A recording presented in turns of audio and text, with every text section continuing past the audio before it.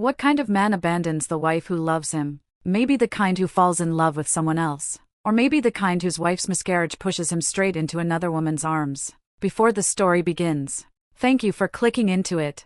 This is the story of a woman who lost her baby, and a man who found love elsewhere. Promise me, read until the end. I've prepared something for you. On the day I miscarried at the hospital, I couldn't reach my husband Michael no matter how many times I called. It wasn't until after the procedure was over that I finally received his text, "I'm busy. I'll go over later." I didn't think much of it. He was always busy, but even on the day I was discharged, he still never showed up. I packed my things and headed toward the exit. When I passed the maternity department, I suddenly froze. Michael was standing there, with another woman in his arms. They were looking up at a poster about prenatal care, smiling and chatting. I felt my blood turn cold and then boil. A buzzing filled my ears, drowning out everything except the sight of them leaning close together. The woman saw me first. Her smile stiffened. She nudged Michael gently. He turned around. The moment he saw me, the smile on his face shattered, shock, panic, guilt flashing through his eyes. "Lynn, why are you out already?" I didn't speak. I just stared at the hand he hadn't taken off the woman, at the way she instinctively shrank behind him, protectively holding her stomach. Michael opened and closed his mouth. His voice sounded dry. "You told me you weren't leaving the hospital until tomorrow. The surgery was 3 days ago." I said calmly. "Today is discharge day." Even I barely recognized my own voice. Michael's face went pale. "Lynn, please let me explain. This is, what?" I cut him off, my eyes landing on the woman's stomach. "Your new project? Busy to this extent?" People nearby started glancing over. Michael flushed, then paled. He stepped toward me, reaching for my arm. "Let's talk outside." "Not here." I stepped back, avoiding his touch. "Good idea. It's not appropriate here." I looked at him, then at her. "Aren't you going to introduce her?" The woman bit her lip, clinging to Michael's arm as if claiming territory. "Michael, who is she?" Michael wiped sweat from his forehead. "Lena. This is Lynn, my wife." Then he turned to me, speaking quickly, almost pleading. "Lynn, please, Lena can't get upset. She's pregnant. 5 months. 5 months. My mind calculated instantly. Back then, I had just found out I was pregnant. Michael had lifted me in his arms, spinning me around, telling me we were going to be the happiest parents in the world. Turns out there was more than one version of happiness. My chest tightened, an ache so deep it felt bruised. For the child I never got to meet, and for the version of me who had believed him so completely. I inhaled slowly, forcing down the lump in my throat. "So," my voice remained steady, even edged with ice. "This is what you were busy with on the day I miscarried? Busy taking her to prenatal appointments?" Michael opened his mouth, but no words came out. Lena finally spoke, her tone soft but steeped in self-pity. "Miss Lynn, feelings can't be forced. Michael and I really care about each other." "Care?" I finally looked at her. Every word weighed 1,000 pounds. In front of my husband and my dead child? She shrank back behind him, frightened by the look in my eyes. Michael instantly snapped, like her reaction gave him an excuse. "Lynn, enough. If you're angry, take it out on me. Don't scare Lena. The baby is already gone. What more do you want?" "The baby is already gone. What more do you want?" The words stabbed straight into the rawest wound in my heart. Something inside me cracked. I looked at him, this man who was sheltering another woman and another child, and suddenly felt nothing but exhaustion and clarity. "I don't want anything." I lifted my small hospital bag, straightened my back, and walked past them. When I reached Michael's side, I paused, just long enough for only him to hear, "See you in court." Outside, the sunlight was blinding. I raised a trembling hand to shield my eyes. I didn't go back to the place we once called home. Instead, I moved into my friend Sophie's apartment for the time being. I turned my phone off for 3 days. The world finally went silent, only the sound of my wounds festering in the dark remained. On the 4th morning, I powered the phone back on, ready to contact a lawyer. Dozens of missed calls and messages from Michael flooded in. "Lynn, come home. Let's talk. It's not what you think. Pick up. Don't push me. I'm downstairs at Sophie's place. If you don't come down, I'll wait." The last message was sent 10 minutes ago. I walked to the window and parted the curtain. Sure enough, Michael's car was parked below. He leaned against it, head lowered, shoulders drooped, a sight that might have once softened me. Now, My heart was nothing but scorched earth. I grabbed a coat.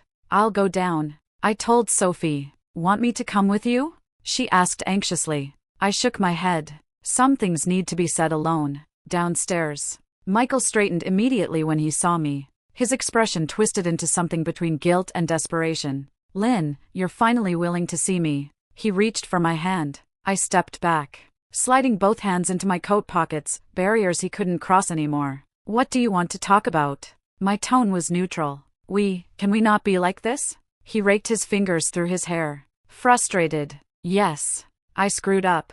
I'm sorry. But Lena and it was an accident. She's pregnant. She's emotional. I can't just abandon her. There it was again. That word. Pregnant. As if it were her shield. And the knife he kept stabbing into me. I looked at him, almost amused. So what do you expect me to do? Understand you? Forgive you? Wait while you comfort her, and then give me whatever's left over? After I lost my child alone in that hospital? That's not what I mean. Michael raised his voice. We're married, Lynn. After everything we've been through, are you really ending it over one mistake? We can have more kids in the future. Mistake. That word snapped something inside me. That wasn't a mistake. Michael. My breath shook with the force of it. That was a 5-month-old life. That was me lying on an operating table alone while you held another woman's belly like it was the most fragile treasure in the world. My voice broke.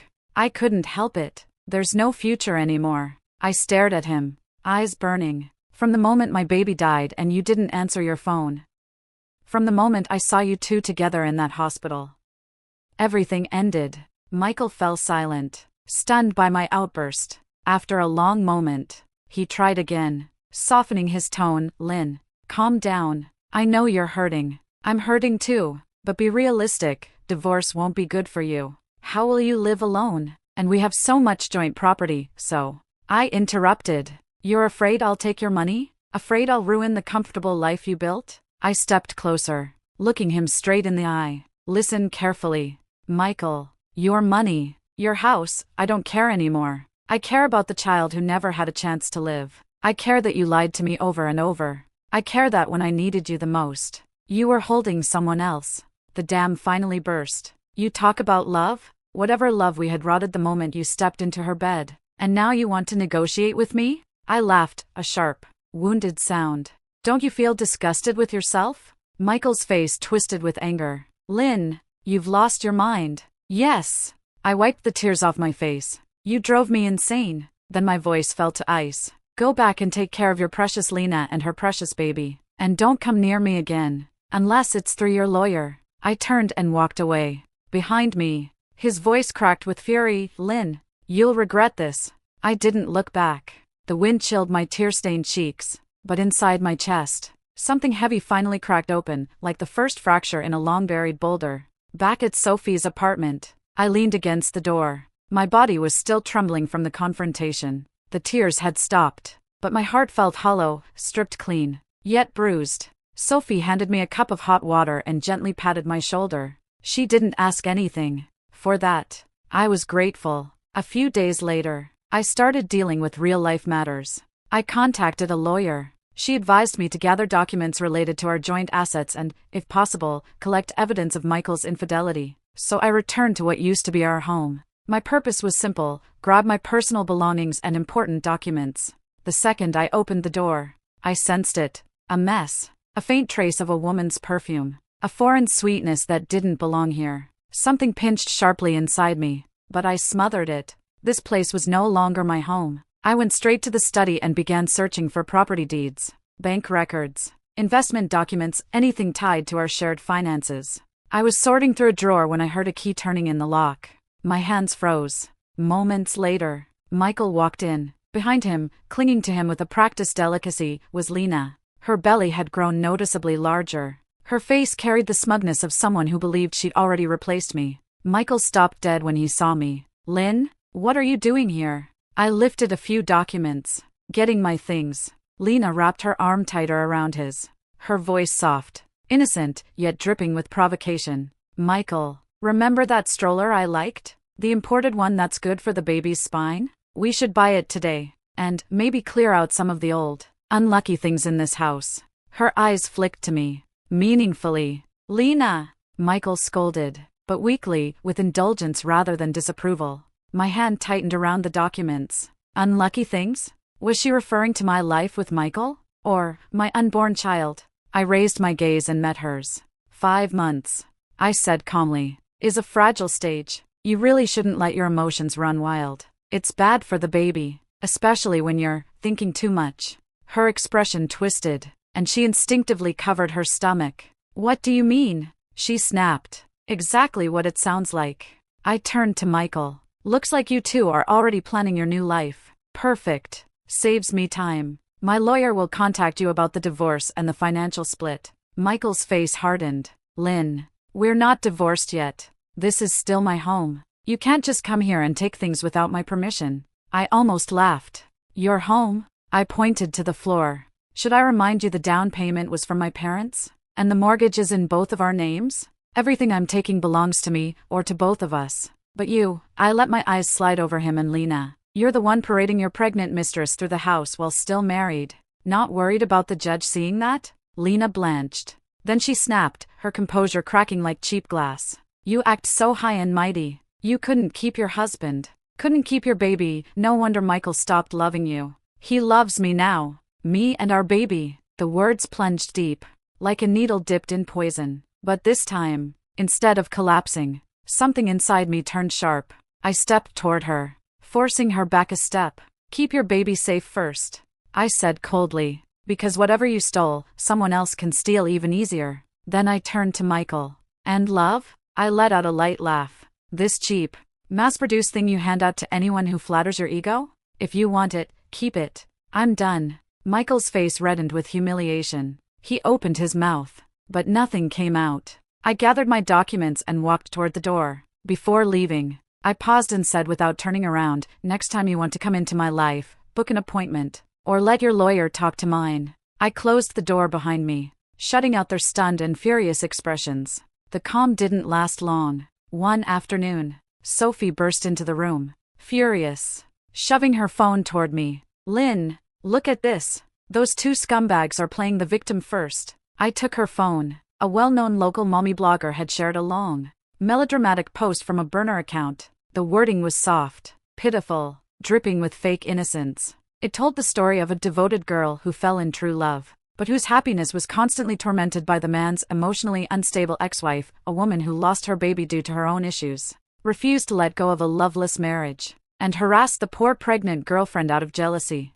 The comments section was in flames. People cursed the cruel ex-wife, comforted the pure-hearted mom-to-be, and some even claimed they knew who this was referring to, hinting that I was the villain. My hand shook, not from fear, from anger, cold, bone-deep anger. Michael and Lena had crossed a line. They were using my dead child to slander me. Sophie paced like a storm. We should expose everything, drag them online right now. But I forced myself to stay calm. No, rolling in the mud with them will only dirty me. They hide behind anonymous accounts. We use facts. I opened my camera roll. There they were, a photo of Michael with his arm around Lena in the maternity ward, the one I took instinctively in shock. A screenshot of Michael's "I'm busy" text, sent during my miscarriage. Records of the luxury items Michael bought for Lena months before he admitted anything. I turned to my lawyer. Will these work? They're strong, she said. Especially the hospital photo paired with the timeline of your miscarriage. It destroys their "we only fell in love after" narrative. So I posted them. Not a rant. Not a long essay. Just 3 images. They appeared on my social circle, where our mutual friends could all see. Within minutes, the comments exploded. Lynn, oh my God. I'm so sorry you went through this. Michael is disgusting. Lena is pure poison. Stay far away. Go to court and take everything. Girl. Sophie immediately reposted it with a caption, "Truth is clear. Some people better pray karma doesn't hit harder." Within an hour, the mommy blogger deleted the original smear post. Then Michael called. His voice shook with rage. Lynn, why are you making this so ugly? Delete the post right now. Lena is furious. Her stress could hurt the baby. I stared out the window at the city below. My voice steady. Ugly? You started it. If she's unwell, go find a doctor. And Michael, my tone hardened. This isn't a negotiation. If you harass me again, the next place these photos will appear is not my friends list. I hung up, blocked his number. Silence filled the room. For the first time in a long while, I felt lighter. No tears. No regret. Just a quiet, solid strength rising in my chest. The court date arrived. I wore a simple, sharp black dress, clean lines. No unnecessary details. Sophie accompanied me, along with my lawyer. The moment I stepped into the courtroom, a cool, solemn air washed over me. Across the room sat Michael and Lena. Lena wore a loose maternity dress, her hands constantly resting on her belly. She kept glancing at me, her gaze flickering between guilt, fear, and a strange attempt at superiority. Michael's jaw was tight. He didn't dare meet my eyes. My heartbeat was calm. Today wasn't about emotion. Today was about truth and closure. The proceedings began. My lawyer presented our evidence one by one. The busy text timestamped precisely during my miscarriage. The maternity ward photo of Michael with his arm around Lena. Months' worth of financial records showing intimate payments and luxury purchases for Lena, long before Michael confessed. Screenshots from Lena's burner account bragging about true love and being cared for during pregnancy, posted during the exact period I was hospitalized. Each piece was as sharp as a blade. With every exhibit, the temperature on the other side of the courtroom dropped. Lena's face turned chalk-white. Michael's fists clenched beneath the table. Then it was their lawyer's turn. He tried to spin the narrative. Michael was momentarily confused. Michael and Lena developed real feelings after the marriage broke down. I was emotionally unstable after the miscarriage. The marriage was already failing. My lawyer immediately rose. Your Honor, the timeline clearly contradicts their claims. The defendant neglected his legal obligation to support his wife during a medical emergency and instead accompanied another woman whom he had already impregnated. This is not confusion. This is a deliberate violation of marital fidelity and the direct cause of the marital breakdown. The judge turned to Michael. Mr. Reynolds, do you have any explanation for the evidence presented? Michael opened his mouth. Nothing came out. Finally, he lowered his head. No. That single word echoed through the courtroom. And with that, the outcome was sealed. The ruling was swift, divorce granted. A majority of the joint assets awarded to me. Michael ordered to pay emotional damages due to his fault. When the gavel struck the desk, the sound was crisp, final. It was over.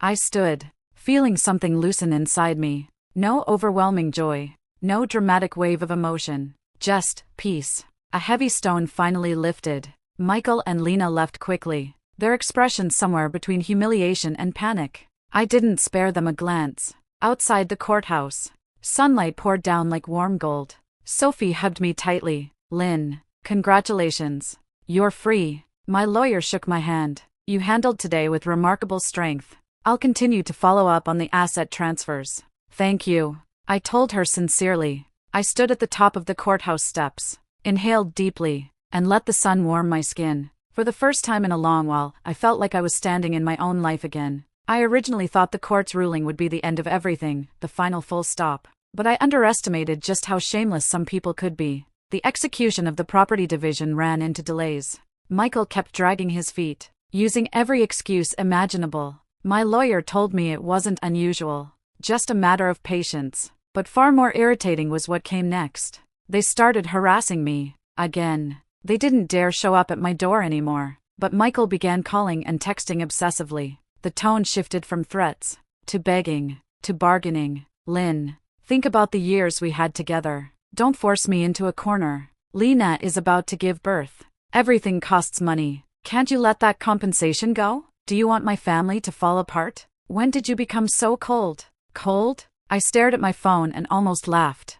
Who destroyed whose family first? Sophie was livid, pacing the living room with her fists clenched. Should I curse them out? I swear I can write an essay that'll make them cry. I shook my head. No, trash isn't worth our time. But then I paused. There was something worth doing. Because Michael had a weakness, one I knew intimately, his obsession with face, reputation, and looking successful. And another thing, Michael was not nearly as clean with money as he pretended to be. Before, I'd ignored the red flags for the sake of our marriage. Now, not my problem. I called my lawyer. Remember those questionable transactions from Michael's company account? The ones that didn't add up? Yes, she said. The amounts were significant, and the paperwork was suspicious.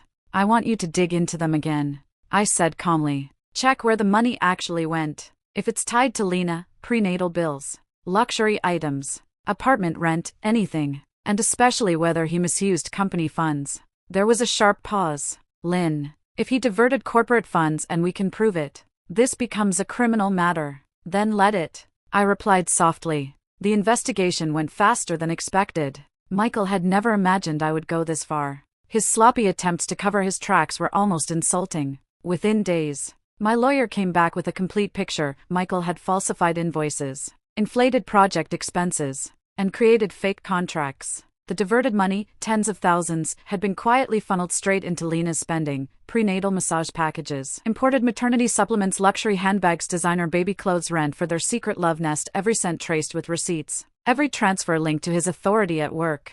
The evidence was airtight. I didn't blast it online. Too easy. Too messy. Instead, I had my lawyer package the documents neatly and send them anonymously to Michael's company's internal compliance department, and another copy directly to his supervisor. Then I sat by the window with a cup of coffee, watching the afternoon light fall across the floor. My heart was steady, quiet. I had done nothing wrong, and I owed them nothing. The explosion came quickly. A few days later, Sophie practically flew into the apartment. Lynn, big news, Michael got suspended. They're doing a full investigation. People at his company say he might actually go to jail. I took a slow sip of my coffee. Good. Not happiness. Not gloating. Just closure. Soon after, a call came from an unfamiliar number. I answered. It was Lena. Her voice was no longer soft, sweet, or self-satisfied. It was trembling, panicked, on the verge of breaking. Lynn, it was you, right? You reported him? Why are you doing this? If Michael goes to jail, what am I supposed to do? What about our baby? I listened quietly. Then I said, when you were spending money he wasn't supposed to spend, did you ask where it came from? I didn't know. You didn't care to know. I corrected. You only cared that someone funded your lifestyle. You cared about the bags, the baby supplies, the attention, not the consequences. Silence. Shaking breaths. Lena, I said, my voice cold and steady. You enjoyed the benefits. Now face the outcome. Her breath hitched sharply. And don't call me again. My time is too valuable to waste on irrelevant people. I hung up, blocked her number, just like I had done to Michael. The investigation at Michael's company wrapped up faster than anyone expected. The evidence was overwhelming. He had diverted funds multiple times, in substantial amounts, and none of it had been returned. His company officially pressed charges. When I first heard the news, I thought I'd feel triumphant, a surge of vindication, maybe even satisfaction. But instead, there was only a deep, steady quiet. Michael was finally paying for the choices he made, every lie, every betrayal, every moment he abandoned me when I needed him most. It wasn't revenge. It was consequence. As for Lena, word spread quickly. After Michael was taken into custody, she spiraled. Stress hit her harder than reality could keep up with. She went into labor early. The baby survived, but barely. Both of them ended up in unstable circumstances, no financial support, no Michael, no luxury, no glorious true love to show off online. Eventually, she had no choice but to move back in with her parents in a rural town. The life she once bragged about, the one she tried to steal, slipped through her fingers like sand. I didn't follow the details. It wasn't my story anymore. Their ending, tragic or deserved, was no longer my concern. Meanwhile, my lawyer handled the execution of the court's verdict with precision. The assets were finally transferred. The emotional damages paid in full. I sold the house, the place soaked in the memories and heartbreak I no longer needed. With a portion of the money, I made a donation to an organization supporting women who had lost children. It felt right, like closing a chapter with grace instead of bitterness. A year later, everything was different. I sat on the balcony of my new apartment, a place designed entirely to my taste. Warm light filtered through sheer curtains. A cup of floral tea rested beside me. On my lap lay the planning folder for my newly registered design studio. Sophie visited and looked around with admiration. Lynn, you look luminous. Better than before all of this. Better than when you were married. I smiled. Because she was right. I had walked through the darkest tunnel. I had bled, grieved, broken, survived. And now, the wounds had turned into armor. The pain had become a foundation. The woman who once thought losing her marriage and her child was the end of the world now understood it was only the beginning. I was no longer someone's wife. No longer someone's attachment. no longer defined by anyone's expectations. I was Lynn, standing on my own feet, living by my own choices, building a life shaped by my own hands. A year later, in the spring, my studio officially opened. It wasn't big, but it was bright, full of sunlight, filled with plants and clean lines. The walls held my own designs. The air smelled of fresh coffee and warm paper. Friends gathered for the opening celebration. Sophie leaned in and whispered. I heard Michael's final sentence came down pretty heavy. And Lena, well, let's just say reality hit her. I swirled the champagne in my glass, watching the bubbles rise, light and effortless. Oh, I replied lightly, that's all in the past. There was no gloating, no sympathy, just detachment. They belonged to an old chapter, one I had already turned the page on. After the event, I stayed in the studio alone. Sunset painted the room gold. I walked toward the window, watching the busy street below, people rushing, laughing, living. Once, I believed losing my marriage and my unborn child was a collapse so great that I'd never recover. But standing here now, in a space built from my own rebirth, I finally understood that destruction wasn't an ending. It was the ground from which I rebuilt myself. The wind rustled the leaves of the plants near the window. I closed my eyes, inhaling deeply. The air smelled of freedom, of future, of a life that was fully, completely, beautifully mine. At the very end of this long journey, I offer you the same gift I gave myself. I love you, and I hope you love yourself, too.